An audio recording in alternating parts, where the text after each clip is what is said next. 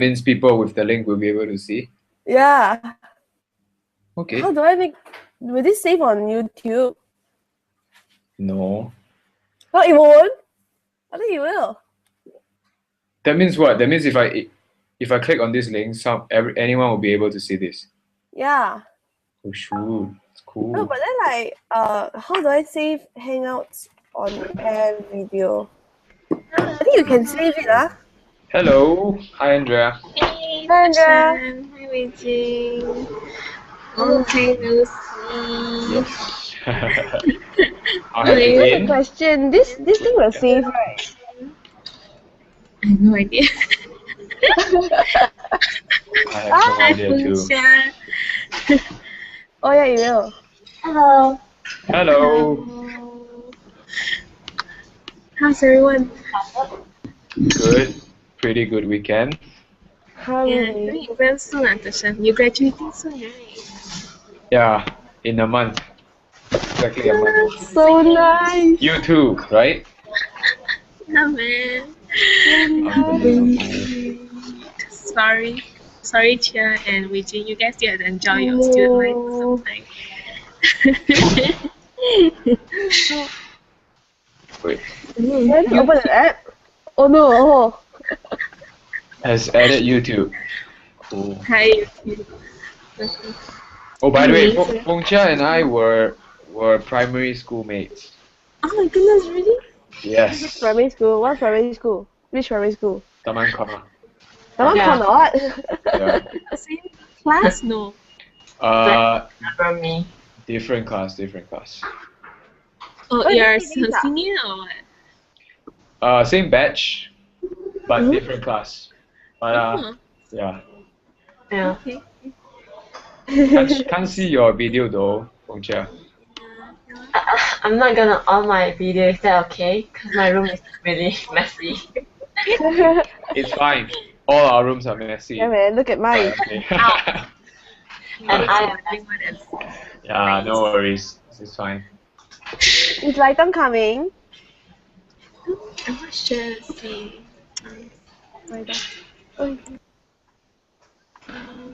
Oh, you can see who views one. Who's viewing? No, but no one's viewing now. But then like last time when they had the US induction, I always go and watch. Really? Oh, hi, Lighton here. Hello. Hello? Oh. Hello. Yeah, home, Lighton. Thank you, Lighton.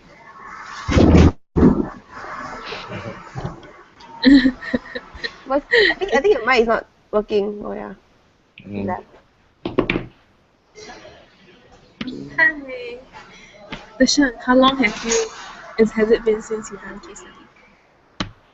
How long has it been? Not too long. I had one last week. Oi? An interview Yeah. Yeah, the aviation one. So I'm still waiting for the reply. I was going to give you an aviation, but it was quite tough. The one that I saw today. You saw you're not waiting for any more, right? Nope. We're not waiting for any more. Beijing, you're waiting for one, right? Sorry? The masked one.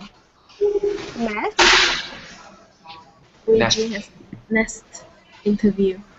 Oh no! Oh, exit interview. I don't think they are giving me the interview though.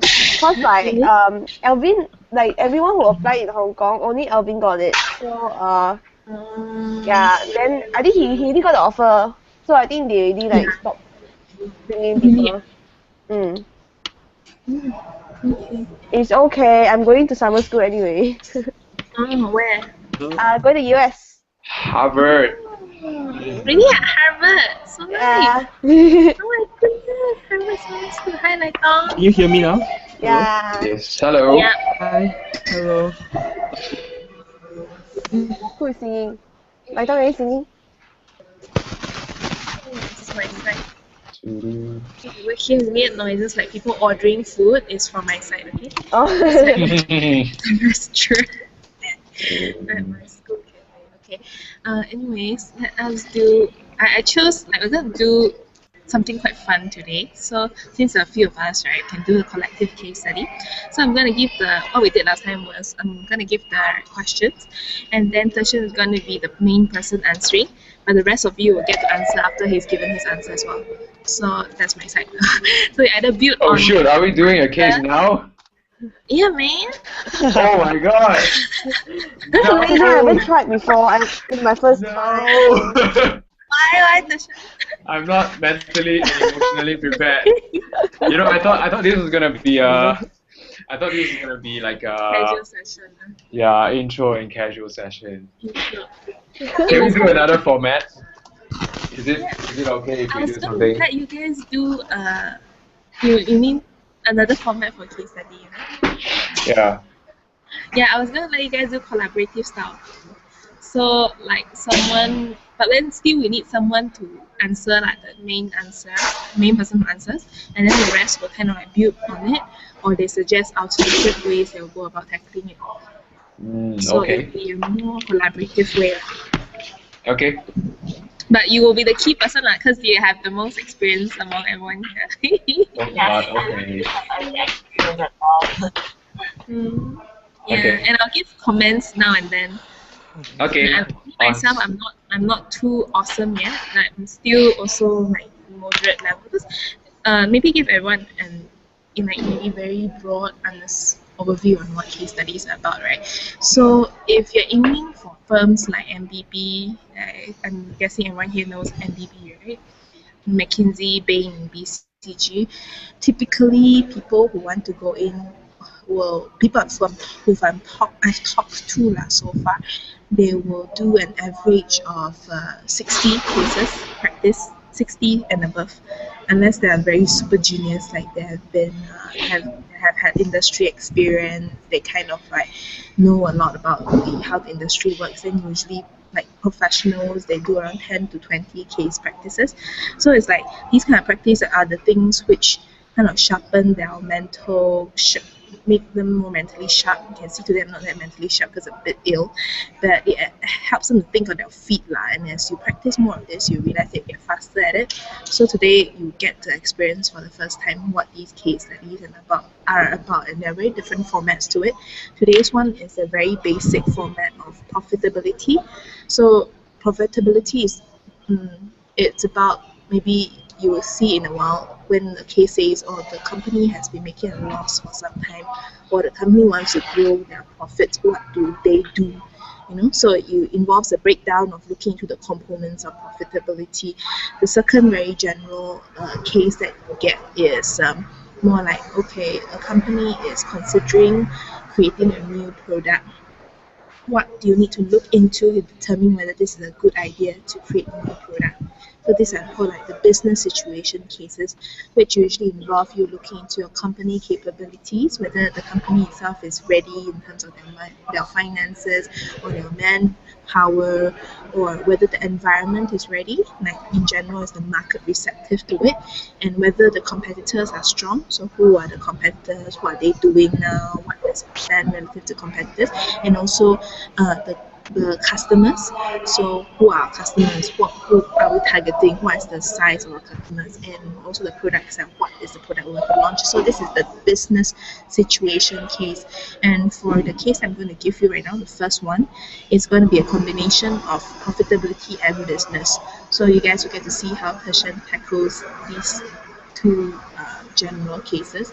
And then the second half of today's session, we'll do something more fun. It's more like tailored, customized issue trees to tackle a problem, because being a consultant is really being able to problem solve in a very structured way. So when you're given a very general statement, or when you're given a very big problem with a lot of information, how do you break it down into solvable chunks and deal with it in a structured way instead of getting lost and stuck? Okay, so that's like very general introduction to case studies. And right now, since I believe that people learn fastest when they're thrown into the sea, right? So you guys will get to try the case study along with Tashan. Okay. Then I will give tips along the way where relevant. Okay. Okay. Tashan, how many have you practiced so far? Live. 20. 20. Okay. And you guys will realize also another thing, another tip is when you just started, right, 0 to 10 cases is very often a period where you're still trying to learn how to think in a structured way. So you will see different phases in your learning from how you start as you practice, you start to realize this. Then around 10 to 20, you kind of grasp the general frameworks that you want to look into, and it's usually more on the process of finding the detailed elements in it and being able to justify why you need certain information. So it's more like the habits are starting to be built and put into place. That's around 10 to 20 to 30 as a range.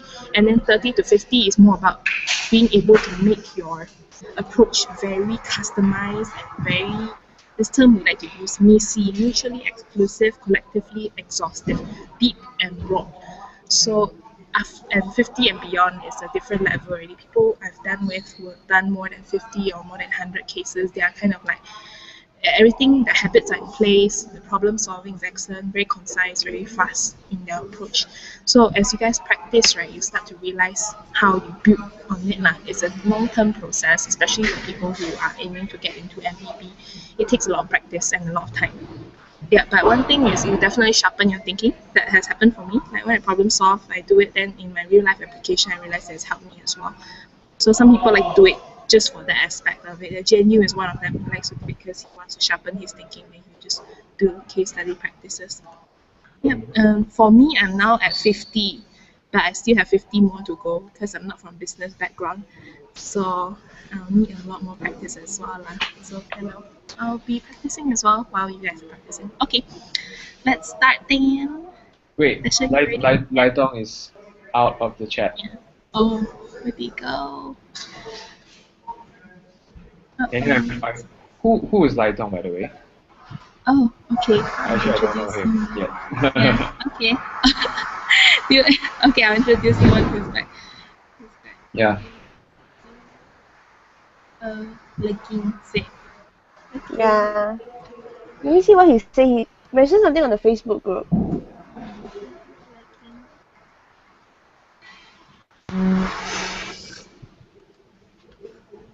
By the way, fun fact, Dashan. That day, right, I was doing this practice with this guy who had done over 100 cases. Sorry, who? I was doing this case practice with a guy, MBA Kellogg graduate. Oh, shoot. Okay, then. More than 100 cases. And he has experience in marketing. And his speed was like, snap. Like, you guys will realize, right? Like, when you start, right, for my own experience, when you start, when I give a case, usually you need time to think one. This is what you do, like, for waging, Lai Tong, and hi, what, Lai Tong, you back? I was thinking why Lai Tong changed his clothes. That was a profile picture. Darshan just realized he doesn't know you yet, so you want to introduce yourself. So, Hi, my name is Lai Tong. I'm Andrea's coursemate, so third year law in Nottingham. Okay. Yeah, nice to meet you too. I'm from Hong Kong U, and I'm in my final year as well. Okay, you're tertian, right? Tertian, yep. Tertian, okay. Hi, nice to meet you. Sorry. Nice okay. to meet you. Fengsha and Wei Jing, Lai Tong? I know Wei Jing, but I don't know. Lai Tong knows my brother. Yeah. What? Wei Jing and I kind of go quite back lah. So. Oh, Street. it sounds a bit different. No, cause I know her brother, and like we used to be from the same primary school. Yeah. And you know Fengsha's brother also. No. Is it Fengsha like third year?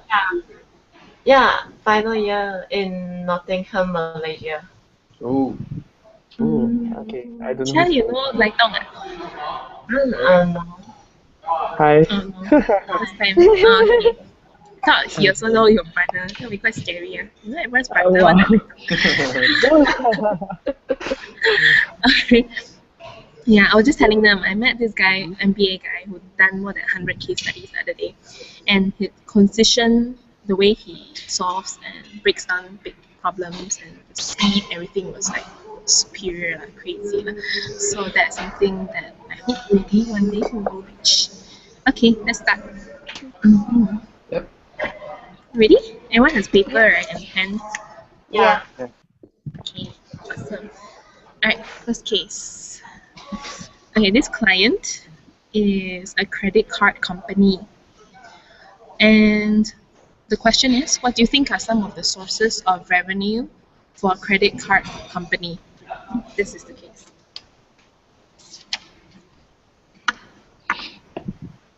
Are we answering now or? You can take some time. Usually people can take around 30 seconds to 1.5 minutes to think of the structure they want to take. Yes. And also, usually what we do is we try to paraphrase the question back to the interviewer to see if we have understood the question correctly. So, like for example, right now I could say that, okay, just to clarify, our client is a credit card company, and what we are trying to find out now is what are the sources of revenue for the company. Is that correct? Yep, that's correct. Yep. Okay. So, and then you would say like, do you mind if I take a minute to think about this and come up with a structure for that? Mm-hmm. No problem. Okay, so how we're doing this is the Tershan will answer and then we will just jump in at whatever juncture or Once he we gives the are overall observing. answer, Okay. then you can say, I want to add on to this part, or I feel that I'll take an alternative approach. Okay, alright. Yep.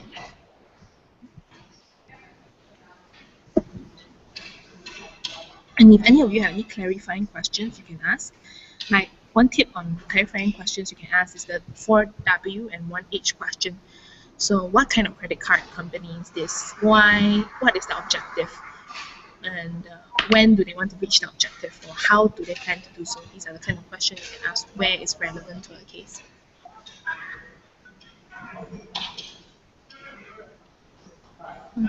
Tashan, any clarifying questions you want to ask? Okay. So, in terms of the client itself, does it only provide credit card services, or does it also provide, debit card or any other finance-related services?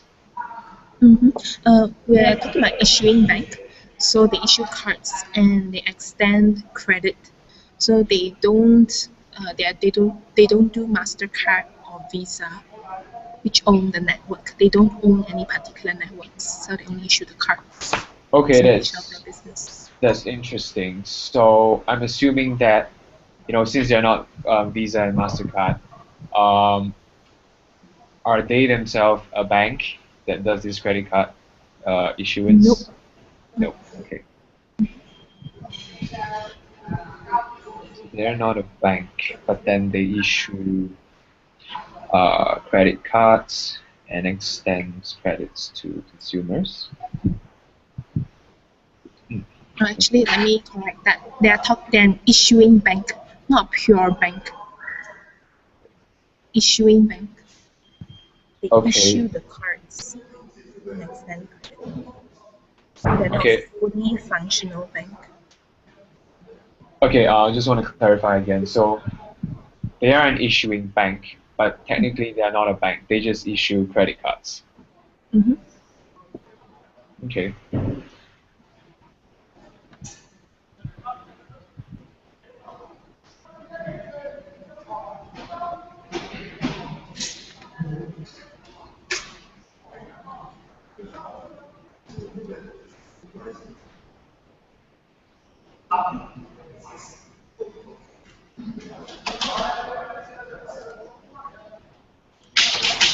So any of you, if you have questions you want to clarify, you can also jump in and ask.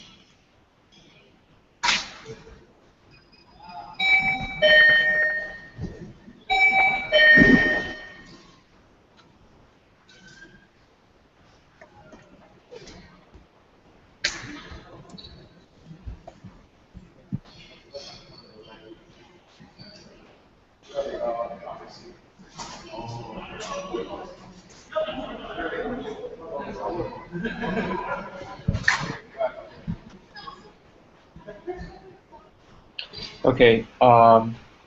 So basically, in order to answer the question of sources of revenue, what I'm going to do is I'm going to break it down into two parts.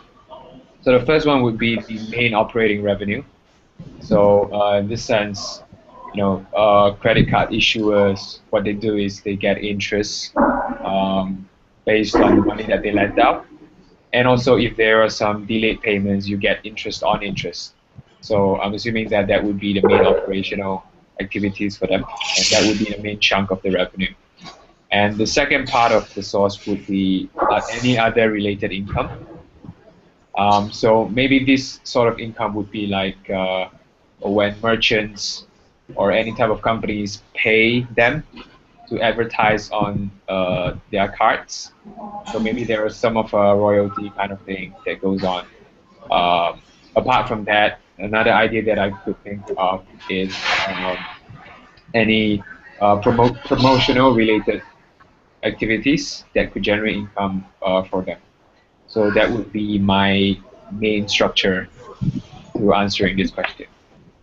Okay. Anyone else wants to add on? Okay, I'm not sure whether this is relevant, but then I think credit card companies also get their income from issuing the cards, and like some people, when they get like platinum cards, they have to pay an annual fee, which contributes to some of their revenue as well.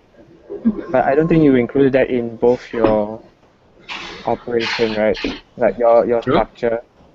Yep. Yes. So that can be annual fee added to the primary source of income. Yep, correct. Yes. Anything else? Yeah. Also like service fees, like if people lose their cards or like if they need like how they will charge you, like if you need your card replaced in an hour, they will charge you a service, probably like I don't know X amount, so that you can get it right away. I think that can fall under other related income. I think. Oh yeah. Okay. Yeah. That was about it. And can I ask, do you use the MECE technique? Kinda yes, because in a way it is yes, because it's main operating revenue and then anything else. So in a way it was quite messy. I'm not sure if there's another better way to do it. Andrea, is there a better structure for this? I think for both of you, like Lighton and before that, Funcha and Beijing, anything you want to add on, or you think that's pretty much it? Just now, when Chang mentioned interest, the delayed payments, did he when credit card did he include when credit card companies, when someone signs on the credit card, then the credit card company will earn like 5% of the whole payment, right? I think that's the interest payments, right? Okay. Isn't that the merchant has to pay the credit card? I thought he included that also, right? Okay. Yeah. Yeah. Oh, okay. I'm thinking of the over limit fee. Over limit fee. Over limit payment. Yeah. Does it count? Also, I think what she meant is like in the case where there's an overdraft, and then you have to pay like a penalty for that. Penalty fees. Yeah. Yeah. Okay, that's good. Yeah, that one can be the other fees like service. That for the service charge, either for missing cards or overdraft fees. Yeah, so I think Dershan managed to, so I'll give feedback at this point. So all of you guys, when you gave the answer, it actually all add up to the full answer scheme. So that's really good. So you can see that it is MEC. If you take practice, you start to see bigger picture and are able to tackle it on your own. So I think Dershan managed to give a very messy picture in the sense that he looked at it from primary sources of income and also secondary. So he mentioned other fees. So you can think of it this way. Like for example, if I would give you a case, a magazine company, right? So the primary sources of income will be definitely the magazine itself. Then different kinds of magazine issue and maybe according to different types. And secondary would be the advertising costs that are covered. So these are the ones which give the side income. So that when you think of it from this perspective, then you're able to cover quite a wide scope. And it will be relatively MECE. So for your case, the primary would be the interest payments, either the annual fees, that's for the normal operations, as well as the delayed fees. So you can add on the delayed fees to this part. And the second one you guys gave was, interest payments, fees, annual fees, and late fees. Okay, fees on itself can be one category. The interest payments can be for service fees if you lose your card, or overdraft kind of payments. So those are like more like penalty side of things. And the merchant fees could be the secondary source of income. Primary fees, interest payment. Secondary would be merchant fees, and anything that is related to advertising for your agent, and yeah. So that would be pretty much most of the things that you guys mentioned, right? Primary and secondary. Any beside me? Nope. Yeah, Okay. go inside. So good attempt. Okay, next one. So that's revenue side, right? And now what about the cost side? What do you think are the potential costs that we will incur after? Okay.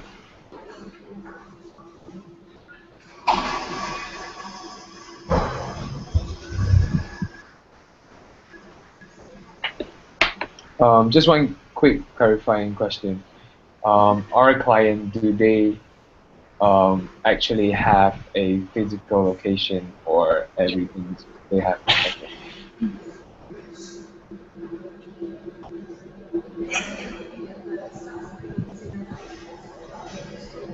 So one tip for all of you, it's always very useful to ask whether the client has a physical infrastructure, because there might be some smaller kind of finance institution which don't have, and in that case, we go straight in to say stuff like, rental fees will be costs, then it will be just off because they don't have those kind of fees cost in the first place.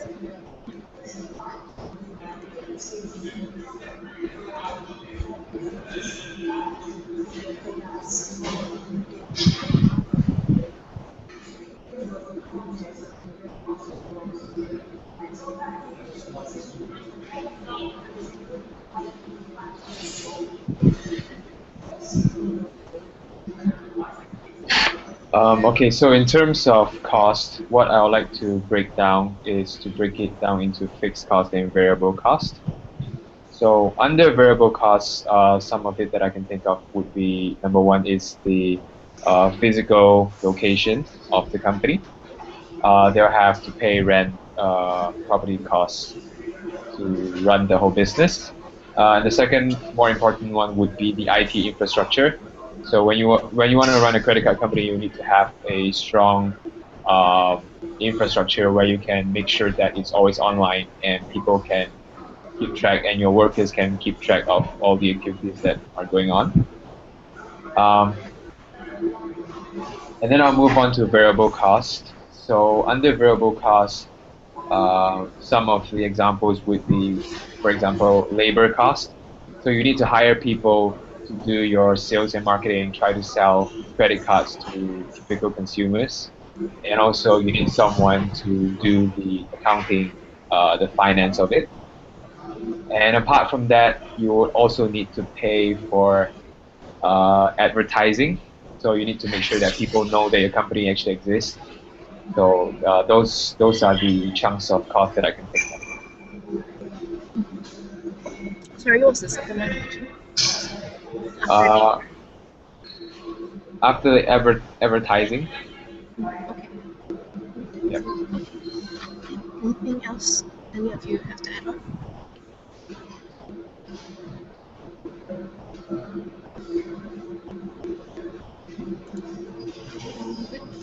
Nothing to add on? It's very noisy on my side. How about transportation costs to meet like clients and all?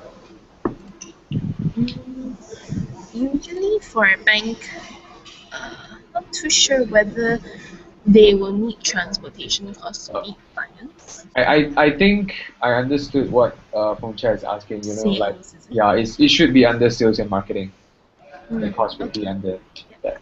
Okay. Yeah. You know, actually, it's a good point. Transportation costs will play a very big part when it's in the correct industry. So, for example, let's say mining industry, you always need to transport the ore, the coals, and everything to a processing place. So, in that sense, then it will be a very big cost. But for credit card wise, if it's quite minimal, it usually can fit under one of the big chunks of cost. Yeah. So what about legal costs? I mean, would that fit under operational as well? Because if effectively each new credit card is like a contract between the applicant and the issuing bank. Okay. So, and like if in further actions, like if that you need to seek repayment and stuff, you would need to send official letters. Would that come under labor, or is there a separate legal cost to it? That could be legal compliance cost, Yeah, which and like could come under variable, I think, but it'll be a very small chunk, lah, I would say. it's a small chunk. Oh, okay, all right. Yeah. I think For for case purposes, they usually want to see a broad picture. Mm-hmm. So I mean, those legal fees I think is relevant, but sometimes they don't go too much into details. Oh, okay. I think, yeah. Is that correct, Andrea? like I think if you have time and as you go along and you become faster, right? It would be good if they can cover all the main costs like advertising, borrowing, default, write-off costs, labor costs. And then you can just say, oh, other miscellaneous kind of costs, including legal compliance and yeah, so write-off. So that can be a small chunk at the end. But it depends. But first, you have to have the broad main cost Okay. first, yeah. But so that will be a bonus kind of add-on. You give the interviewer the sense that this person really knows the industry, like business acumen. So, and for Feng Chia's one, right, like transportation is very relevant in any kind of manufacturing business. Yes. So usually that is one of the key costs, and raw materials will be one of the key costs as well. But for us, it's not necessarily the case because we're kind of a service rather than a production kind of line. But it's quite relevant, like just extra add-on lines. Like usually they have, if we're kind of B2B or B2C, if you guys know the term, so B2C will be business to consumer, B2B will be business to business. So if we were operating both, right, like B2B, we were giving our credit card services to big companies like consulting companies or government, then we could have a sales team which might incur some kind of transportation cost, but again, that one would be quite minimal. So sales and marketing could be separate depending on what type of business we are. But in this case, it wouldn't be that relevant, but there will be cases where it's much more relevant, like cases where it's just giving you an example, pharmaceuticals. If they are a very big pharmaceutical company, they usually supply to hospitals, right, rather than directly to patients. And this is where sales is very important rather than marketing, because the salespeople will be the ones who go to the doctor and tell them you need to purchase this because why. So that's where sales and the cost they incur to just build that sales relations will fall under a separate category of sales rather than marketing. So that's where transportation will come into play, but again, for service sector, it's very minimal. Sure. And also, since we touched on a bit of pharmaceutical, for pharmaceutical cases, usually under fixed costs, they have a very big amount of R&D, because they have to run trials, maybe 3 to 4 times of trials before they can actually approve a new drug. So yeah, so basically it very much depends on what kind of cases that you get, and when you try to think about it, you will be able to know which cost will roughly take the biggest chunk, and that should be a priority when you list them out. Okay. It's always very useful to picture yourself in the company itself. Like, okay, if I'm here, look around infrastructure, what do I see? I'm working, what do I be doing? Yeah, but this will come with practice, because most of us don't have that experience yet, including myself, which is why we need to kind of make up with a lot of practice. Okay. So cool. Yeah. Chang managed to cover fixed costs, physical location, infrastructure, variable, labor costs. So under variable, is everyone clear that cost constitutes fixed and variable costs, right? But sometimes they might break it down into non-operating and operating costs, but there's a different way of breaking it down. So it depends on which one you're more comfortable with. But the typical one we like to use is fixed and variable. But there might be cases where you have to use a different structure altogether. Yes. So variable, there are labor, advertising, overhead might be one of them. So the electricity and default write-offs, that's the legal compliance part, which Nigel mentioned. So these are in the answer key that they gave. Okay. And all right, let's assume right now the next question. Yeah. So we have done 2 questions now. Let's assume that the credit card company has done all that they can on the cost side. What are some ways that they can look to grow revenue because they want to increase their profitability? Okay. So right now our client has basically exhausted all the ways to cut costs, and the only possible way to increase their profits would be to grow revenue, and they are trying to see if there are any strategies to do so. Is that correct? Yeah, that's right. Okay.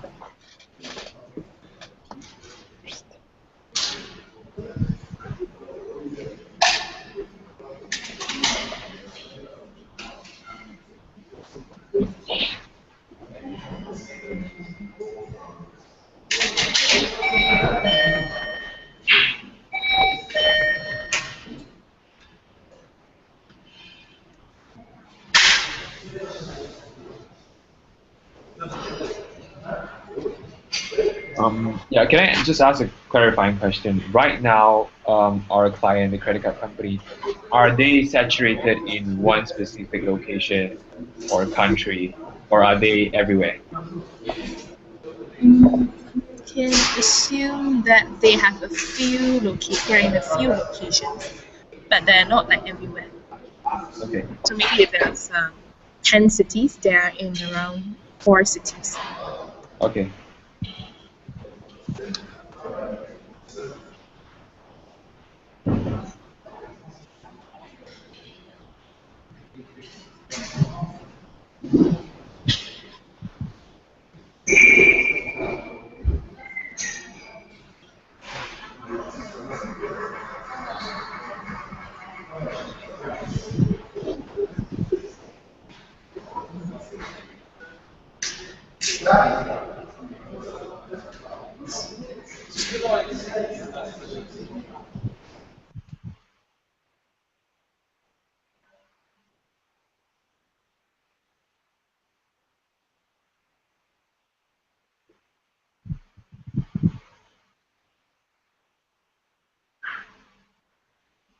Hello? Hello, hello? Yep. Oh, okay. Great. Okay, so in order to answer the question, what I will do is I will break it down into 2 parts. So we can either grow the revenues organically or inorganically. So what I meant by organically is growth within the company. So in order for us to grow revenue within the company, essentially what I can think of is 2 ways. One is to expand our customer base. 2 is to expand our product line. So when I meant expanding in terms of customer bases, maybe we are not covering all the geographical areas. So there might be some other untapped markets that we could potentially go into. And the second one, expanding product line, is because right now we are only issuing credit cards. Maybe what we can think of further is maybe introduce services like debit financing, maybe some medium-term loans, maybe some insurance products as well.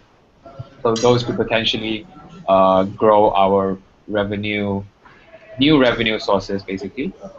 And then I'll move to the other branch, which is an inorganic growth. So because I am assuming that in the market there are other related credit card companies. So if we were to partner up with them or maybe acquire a smaller player in the market, we'll be able to reach out to more customers, provide even more services, and in the end, our revenues might be able to grow. Anyone else?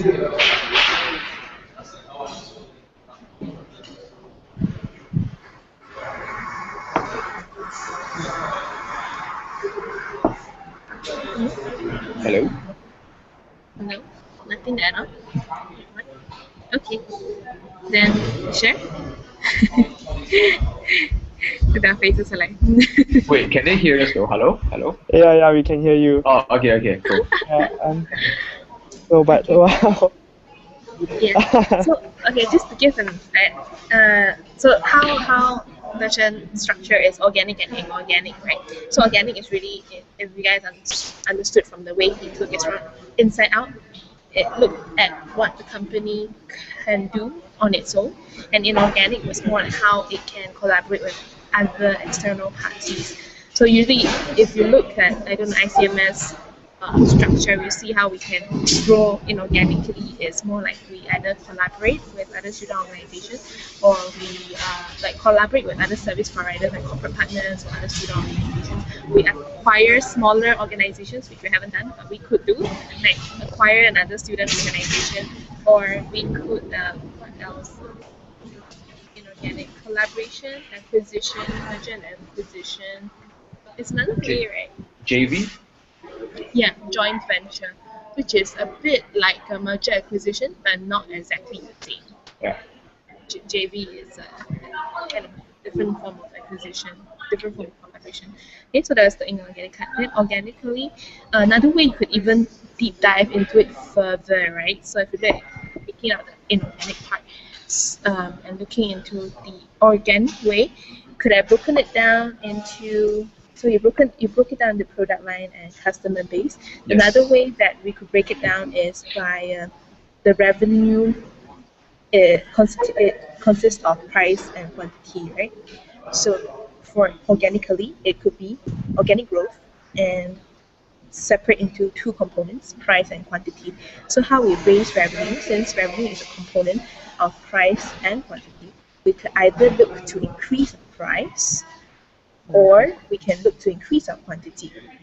But again, it depends on how elastic our price is. So if we can increase our quantity by decreasing our price, then we want to decrease the price instead. So if we break it down into price and quantity, then we can increase our price by raising the interest rates of our products or raising our merchant fees. And in terms of increasing our quantity, we can either look to increase our customer base, either our current customer base or looking into new customer base. And another way that we can increase our quantity is by expanding our product line, like what Chang said. Look into new product mix, like maybe bundle our cards with something else, like service, and then you give it to your customers so that increase the the number of customers that you can reach out to, or even the price that you can get from that. So if you see, I added another layer to it so that you can deep dive into two extra parts. So And yeah, I think my answer was slightly off because it would make sense if it was the growth strategy, but the main question was how to grow revenues. So by right, the first thing that you think of is the component of revenue first, which is essentially price and quantity. So based on this price and quantity, if you branch it down further, like what Andrew has mentioned, then it becomes very clear. So if you want to, like, we want to add on both chunks and mine, it will be like more, mainly I want to grow revenue, if I want to grow internally, I'll look into a price and quantity components. Then you add in the price, how you can increase the price, or you can try to increase the quantity by new and current customers. And then you say, but if there is a way that we can collaborate with external parties to grow our revenue, then we can look to growing inorganically by collaborating or partnering, joint ventures, acquisitions. So it becomes very messy in that sense. And in cases where it's more like, so today we're doing more interview lab things. It's where I ask the questions and you guys answer. But there'll be cases where it's the candidate themselves who leads the conversation. So when you give a big picture like this, it's very easy for the interviewer to see where you're heading towards, and you cover a lot of ground, so you don't leave out any component where you possibly ask for information from the interviewer. Okay, so it's good to be as wide, big picture and as deep as possible. But in this case, like Tashin said, it's good to go deep into the organic part of it first. Okay, that's so good. No one like lost on. Oh, okay. Okay, next. Let's see. Okay, let's assume right now that basing our structure on the one that the combination one that we just made, right, the combo. uh, Let's assume that we cannot increase interest rates based on government regulations, and that the merchant fees are fixed by the network owners. In other words, we cannot touch price at all.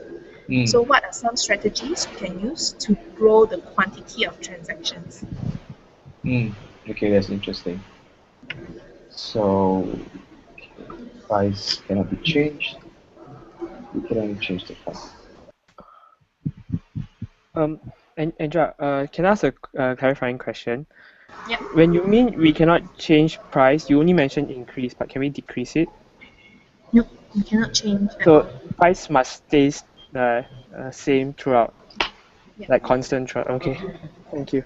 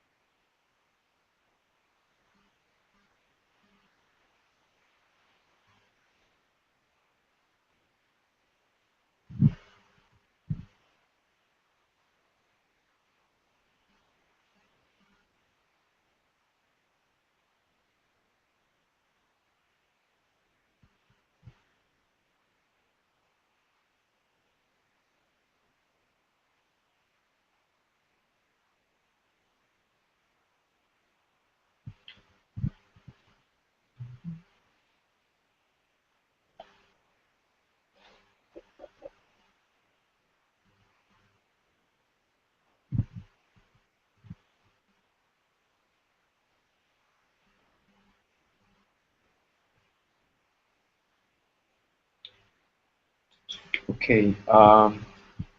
So in order for us to increase the quantity, I think there are three different approaches. The first one would be in terms of the distribution channels. Second one would be in terms of the geographical expansion. And the third one is about partnering with more merchants. So the first one, what I mean by distribution channels is that, right now maybe our client is only selling via direct marketing. So perhaps we can try to tap into different channels, maybe like online marketing, maybe via social media, or more unconventional ways to reach more customers. So for them to access our products more easily. So that would be in terms of the distribution channels. Second one, geographical expansion is, like I previously mentioned, right now they might not be in all cities. So they can try to move into new cities, and on top of that, also use the new distribution channel strategies to accompany that with. And the third one would be the partnership with merchants. So maybe they could come up with some incentive schemes. For example, okay, if you sign on, you talk to a merchant. If you sign with us, we'll waive the first year fee, or maybe we'll give you a discount on that. So they, in the end, they might prefer to partner with us as compared to other credit card companies. So those are the three ways that I think would increase our customer base. Anything else you guys want to add on?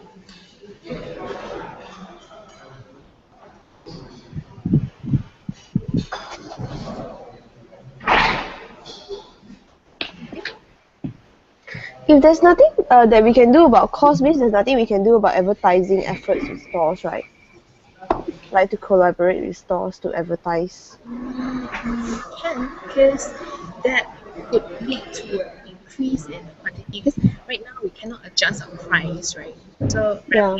price, quantity. So it's really looking at the quantity, whether we can bring in more customers, right? So if we can. I think what waging meant is if we cannot touch cost, then we shouldn't touch marketing. But actually, what Andrea meant by cannot touch cost is that we can't further reduce the cost to change our profitability. Okay. So yeah, we can always increase it in a way, but yeah, we can't reduce the cost to increase profitability. Okay. So we can increase like promotional related activities as mentioned before. Right. If you phrase it in a way such that you say we want to target new customers and we target our marketing efforts towards new customers in such and such a way, then that will be more on the quantity side. So kind of like you target them, you still have cost, but then you see what I mean? It's more on how you increase the quantity. But you don't purposely say I'm going to try to reduce the cost of whatever. Okay.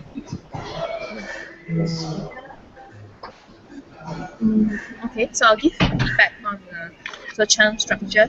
You were focusing more on from what I understood is focus more on how to get new customers, right? Is that right? So that was distribution channel. Yeah, focusing more on getting new customers.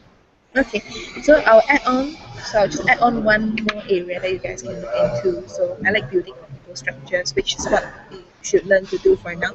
So it's there are two ways that we can increase the quantity, right? So if we break down quantity, usually we can break it into current customers and new customers. So for current customers, I'm adding on the current customers branch on top of Chang's new customers branch. So for current customers, what are the ways that we can increase the quantity when it comes to the current customers? It could be in terms of the frequency of their expenditure, right? Either the frequency they spend or the amount of expenditure per transaction that they have with us. Low battery, wait, give me 1 minute.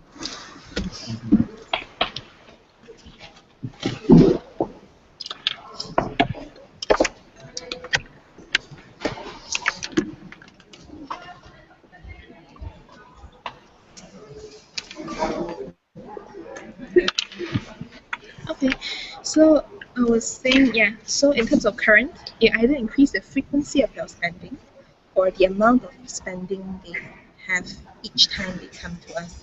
And how you increase the frequency and the amount they spend could be by tweaking the product mix, because we can adjust the price itself, right? So we can tweak our product offering to them, so we offer different product services bundled to them, so it kind of optimizes a higher amount altogether, but we don't have to tweak the price itself.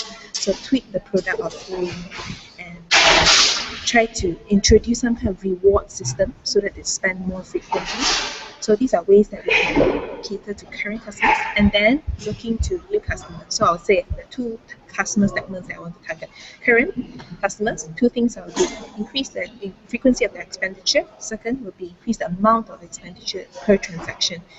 Then second group of customers will be the new customers. How am I going to reach out to new customers? First will be through new distribution channels. That's where Chang said you can explore different channels like online channels, or if we're currently a B2C kind of business, we can explore becoming a B2B business, but we have to look into the cost side of things as well, make sure that it doesn't end up like the cost is higher.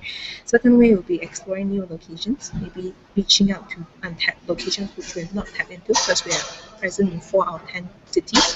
Third will be some kind of new product offering which can cater to the needs. Fourth will be partnership with other service providers, maybe cafeterias or gyms, so that they can kind of like when they have a purchase something from us, then they'll get this offer, then they'll go and spend with them as well. So there's some kind of operation involved. So this will make it more messy in a sense. Okay. Yep. Yep. Good. All right. Next, let's see. Okay. So now we're gonna switch into it's still the same question, but I'm letting you guys know this and making it more explicitly so that you guys know the switch. So now we've looked into the deep dive into the branches of the profitability framework, right? You guys realize.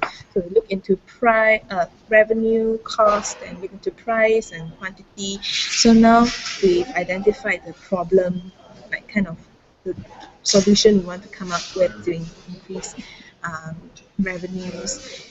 We're now going to shift into business framework, business situation framework. Usually the interviewer won't say this out loud.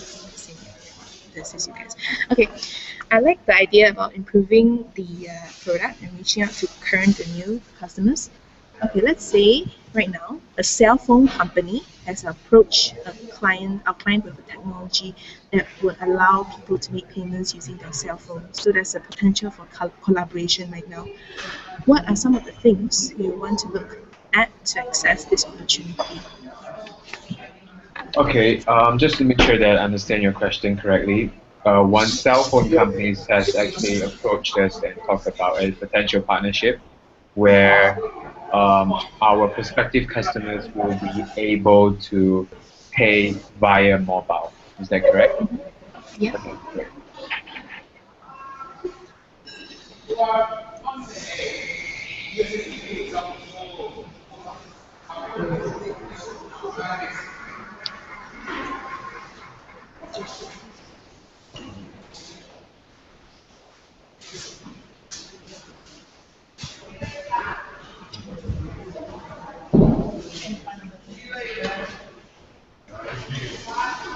Sorry, Andrea, can you repeat the question? I missed it. Right now, a cell phone company Mm-hmm. has approached a client with a technology that will allow people to make payments using their cell phone. What are some of the things you want to access to see whether this is a good opportunity? Thank you.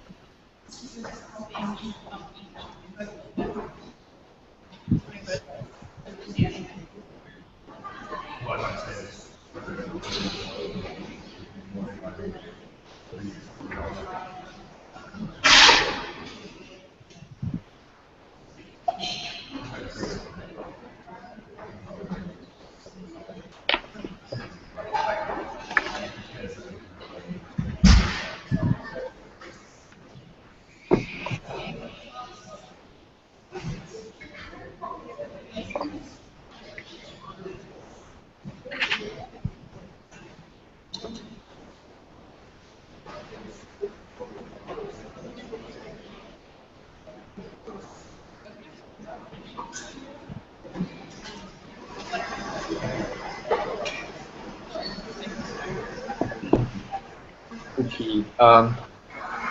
So there are three key areas that I would like to explore. The first is market size, second, profitability, and third is the legal issue. So in terms of market size, what I would like to explore more is what is the percentage of people who would actually want to pay via their cell phones, because there might be some security concern. People might think that it's not as safe.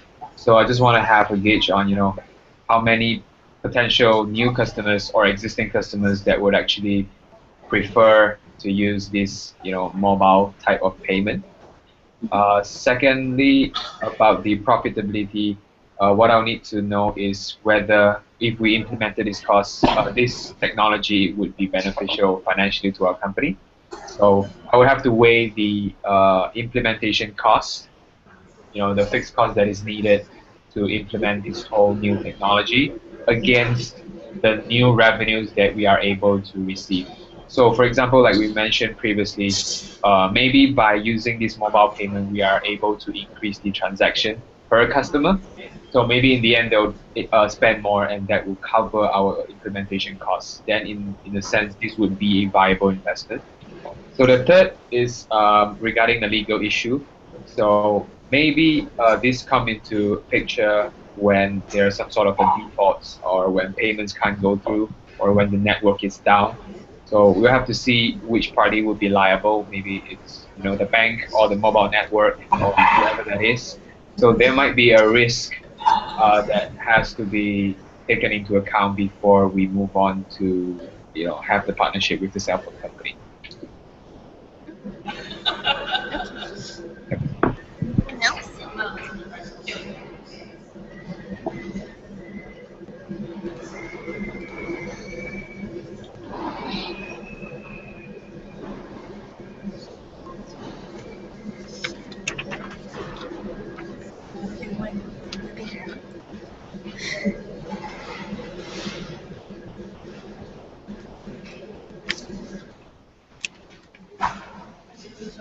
Should I give feedback in that case? Give feedback, yeah? Okay. So Chan mentioned market size, profitability, and legal risk. So if we were gonna so they covered most of the side of the if we were gonna make it even wider, we could explore. So demand side is, you guys know demand and supply, right? Demand is what customers who want it, and kind of add up to how much profitability we'll be able to gain. That if we were to widen up, we can say I'm going to look into demand and also supply side, and also the risk and alternatives. So that can be the legal issues branched into risk and alternatives. So again, like 3 buckets that we're gonna make it a bit wider and deeper right now. So we could say, or in terms of demand side, we would like to explore the market size and also the profitability.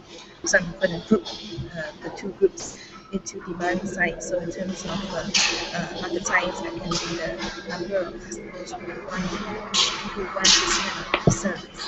And for profitability, we want to explore who are the number of customers of the cell phone company itself and whether it overlaps with our customers. So the term here can use is cannibalization.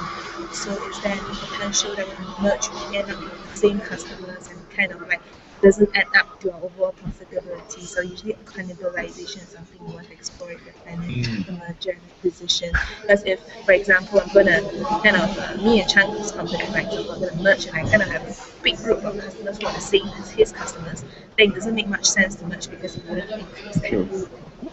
Yeah. So cannibalization will be something, and revenue and costs on a per customer basis, and how you're going to rationalize it after you merge. So this will all be under demand. And for supply side, so who else is in this business? You can look at who are the competitors. Who else has this technology? Who is going to use it? What will be our competitors' reaction when they do it? When we do this merger, So that will be the supply side. You want to know who main competitors, what is their size, what's their position, how will they respond and do this, and how is this partnership different from our competitors who are already in this kind of partnerships themselves. That's for the supply side competitors, and alternatives and risk. So one thing you can look into alternatives and risk would be whether there are other cell phone companies we can partner with besides this particular cell phone company. Are there other give an even better rate, or they're even more well positioned among the competitors compared to this particular company, or what the terms of the venture they gave us. This will involve a bit of legal side of things. What are terms? Are they reasonable for us? Will they make the investment worthwhile? Are there any implementation risk? So these are legal side of things, which like we very happy to know. Yeah. So technology, are we ready in terms of our technological infrastructure to take this on? What are the risks that will be involved if we take it on? It will be an opportunity cost to our current operations, or will it enhance our current operations?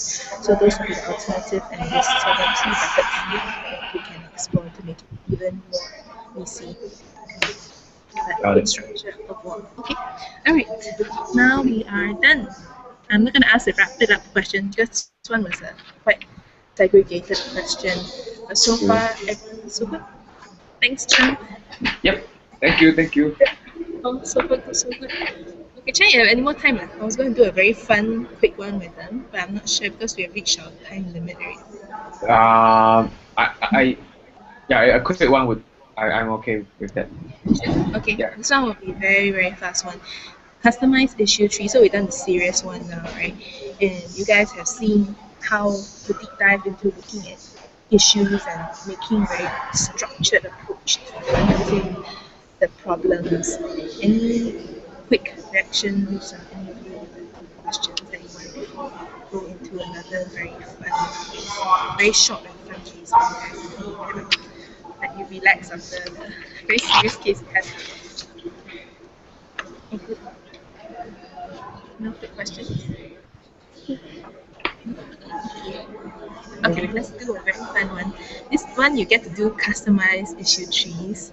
So at the end of the day, right, you learn a lot of frameworks like this, like what Tom mentioning just now, how to increase revenue. You kind of realize as you do a lot of these kind of cases that actually is a fixed kind, some fixed frameworks that you can use, but you will still need some cases where you can't use fixed frameworks, where you have to kind of think out the box and use very customized approach. So this is one of the cases where you guys will get to try something very customized, alright? Okay, ready? Okay. Alright, you are an MBA student.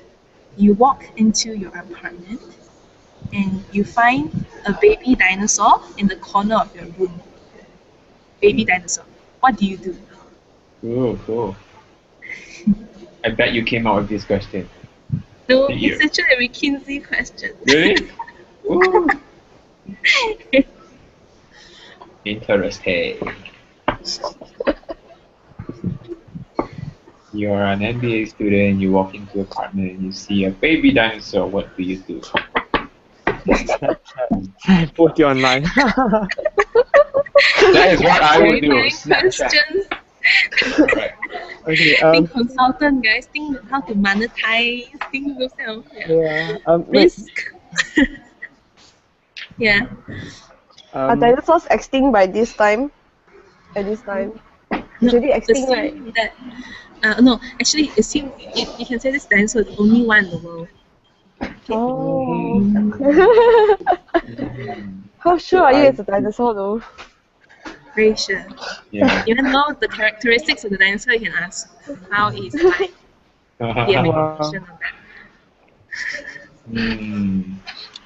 Baby dinosaur. Do you have answers for any clarifying questions? Yeah. Oh, wow, cool. Is this baby dinosaur still in the egg, or is it out of the egg? It's out of the egg. Got it. Is this baby dinosaur tamed or is it like wild? Very friendly. Yeah. Very friendly. Very friendly. Okay. How big? Half your size, Chan. First round. Got it. Half What? Okay. Well, it's a friendly. Okay. How did it get into my apartment? We have no information on that. No idea. Maybe it was something always like- in your apartment. Oh, probably. Are we looking at making profits out of this? You can suggest anything you want to do with it. This is fun. I've never done this before. Yeah. This is a McKinsey question. Like, Yeah, man. wow. You know, apart from all these, certain firms ask brain teasers also. I got one from Roland Berger, brain teasers, but we'll get to that later. Yeah. Let go. Issue 3, guys. What will you do with it? Okay,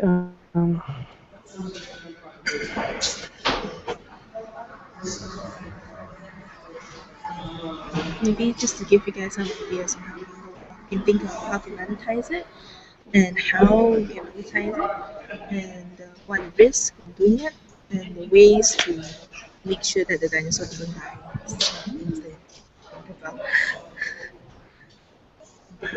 Do you know what the dinosaur eats? It's omnivore. Omnivore. Omnivore. Yeah, anything. That sounds like what Andra would say. Yeah. I guess both of you are very close friends. Probably. Okay. Okay. Anyone who is ready can begin, yeah?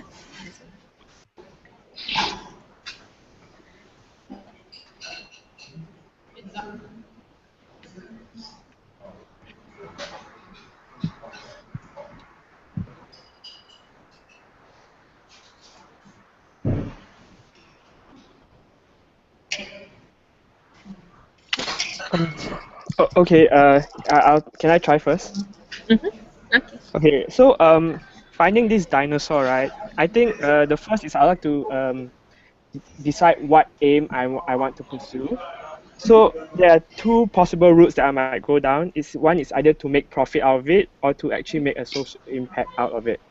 So if I were to make profit out of it, right, I would definitely like choose to go down, and not definitely choose to go down, but I will go down like uh, finding ways to contain it and trying to increase its like get the news out there that I have this dinosaur, and then like establish some sort of a zoo thing where people can come visit and I can charge them for revenue, and at the same time I can employ like certain like scientists or stuff try to ensure that the dinosaur is sustainable and like it can continue to help me generate profits. Okay. Or if secondly, if I want to make a social impact, right, I will straight away just try to contact some scientists or like some organizations to deal with it, like so that they can properly actually maintain it. No, not maintain, but properly nurture this dinosaur and try to recreate this new species so that it will be better for the overall ecosystem as a whole. But then that is totally non-profit, and so you try to work with organizations and you will direct all the profits back into research and just trying to recreate this new species. So yeah, so it depends on which route. Both. Sorry. Both. You Because go and duplicate it first, and then you use some for purely social impact, and then some you go and yes, true. Interesting. So okay. Okay. Yeah, but yeah, but very good structure. Monetizing and social impact. That's good. yeah. Anything else you want to add?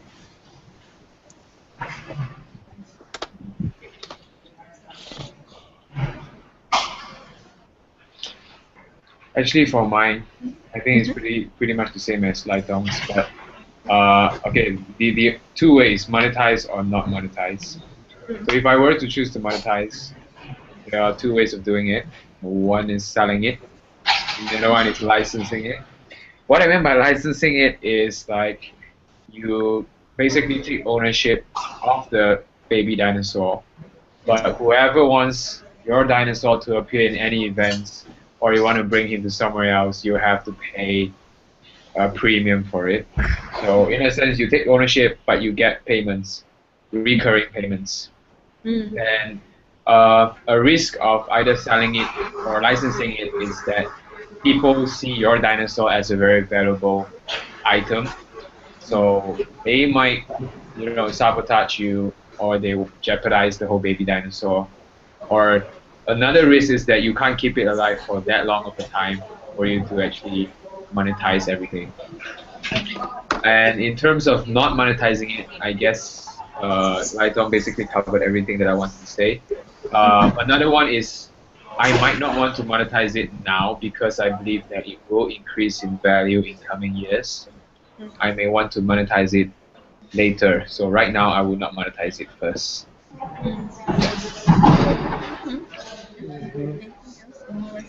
Very good structure.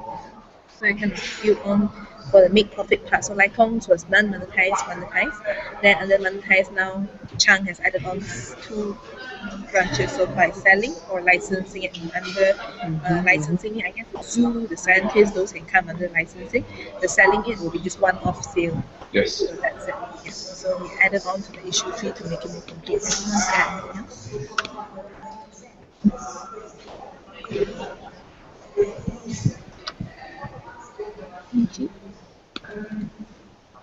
else? you know, I'll add very quickly to maybe the licensing part. Some ways that you guys to make even more deep dive into the make profit, right? So you could have branch it up into two more lines under make profit when it's alive, when it's dead. Then under when it's alive, you go under selling it, licensing it. Then Oh under yeah, when it's licensing it, dead also. Wow. yeah, when it's dead, you can go and like make it into an artifact and display at a museum and charge the museum. Oh, not bad, not bad. Yeah, so you Cool. can make money from there. And even when it's alive, what you can done, like when you license it to zoo scientists, you can have even make extra stuff, do extra stuff with like send it to circus or make videos and movies out of it so that you continue to enjoy the royalty even after it's dead. And you make Jurassic Park or something like that. Yeah, so that's how you can make more different channels of making money by that via the dinosaur. Okay, then social impact. Yep, that's. I also have nothing much to add on R&D, research, recreate it, nurture it, maintain it, and yeah, that's about it. Then, so that will be in terms of how you can make money of it. So, one branch, how do you for this? What are your how do you monetize or make money from the dinosaur impact? The R&D, right? When you give it to a scientist, most likely they will pay you a certain amount for you can still gain a bit of money from that. So that could probably be utility of the dinosaur, one big chunk, utility, monetizing, non-monetizing. Certain part would be potential risk in the situation. So what if this certain chunk, maybe it dies, it attacks someone, when it grows up suddenly becomes not so friendly, or the government seizes it, or there's some kind of epidemic kind of disease that comes from it, environmental concern, the risk in the situation, and the ways that you can protect, mitigate the risk, like could be linked to can get insurance for it, be send it for healthcare, maintenance, do social like research on it, and yeah, so utility, risk, and ways to mitigate the risk. That could be the approach you take to make it more easy. But yep, you guys have covered most of the stuff. Got it. Okay. Yep, and that's it for this case. Okay, cool. Okay. Okay. Thank you, everyone. Hope you guys had fun. And, Thanks, Andrea. Yeah, thank you, Thank Andrea. you. Thanks, Steph. Thanks, Chang. Thanks, Andrea. Yep. Thanks, Chang. Thanks, everyone. Sammy. Yeah. Just one quick question. Yeah. For Lai Tong and Feng Chia, are you guys looking into entering consulting firms? At the moment, not really. Okay. Yeah. Yeah. When you're saying accounting firm, is it? Sorry? Sorry? When you're saying accounting firm, Consulting firms. He meant to say Consulting. Yeah. Yeah, consulting firm. Okay. Okay. Cool.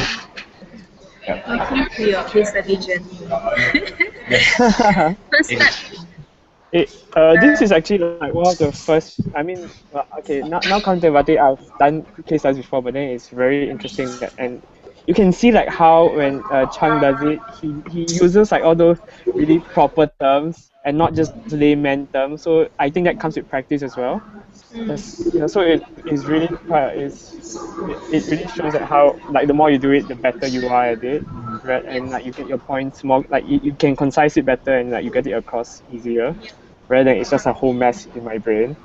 So, yeah, that is He's like a structured very- approach, right? Every time he says Yeah. something, we'll look into 3 areas. yeah. Like you just What? categorize everything, which is something like that is very like it really I learned that lah. Like that is quite very eye opening for me. Yeah. Interesting. Okay. Okay. And take note, right? These are the like you get to encounter a lot of very interesting cases. So today's one is very like lighter industry, right? The one we did, and this one is more customized issue tree. But you start to see a lot of cases like heavy manufacturing operations. How do you merge with someone? More deeper cases. So as you practice, you start to know what is relevant whenever you see a case. This also comes with practice. So now you can see a broad picture. Today we did a very broad kind of overview, but there are cases where you need to deep dive into a particular area like just operations. How do they improve the sales and marketing team? Just that, or how do I focus on a certain customer segment, a certain product? Then you look into how to calculate. A lot of calculations involved. Some cases are very quantitative. Like today we won't do that. But these are the kind of cases you face as you do more and more cases. Yeah, and I'll post up resources for you guys also, so that you can practice on your own or with yourself. Yep. Okay. Thank you. Okay. Bye-bye. Thank you. Bye. Bye. Bye.